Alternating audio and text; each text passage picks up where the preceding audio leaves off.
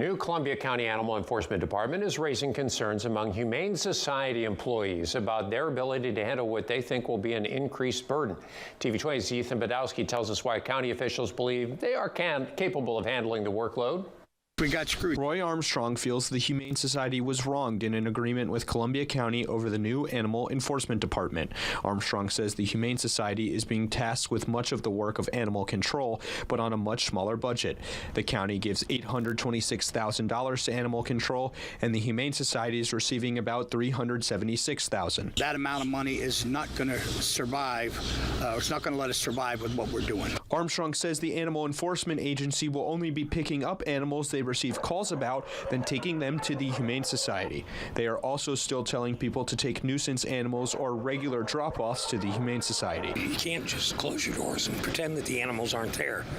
You've got to take care of those situations, especially that cause public safety problems, and you want to provide those animals that you bring in with ultimate care, which is what their expertise is. Armstrong told me that under the agreement, the Humane Society would be responsible for all levels of care, including euthanasia, something he says the Humane Society should never have to do. You only have so much room. There's only one other alternative, and that's to euthanize. And as a Humane Society, we should not be forced to euthanize animals just for space. Krause says capacity issues do not change the obligations to help animals in need. It's not fair to allow these animals that are nuisance animals or vicious animals or animals that bite people to stay out in the community. Krause told me he believes the county is heading towards having to expand or build a new shelter. In Lake City, Ethan Badowski, TV 20 News.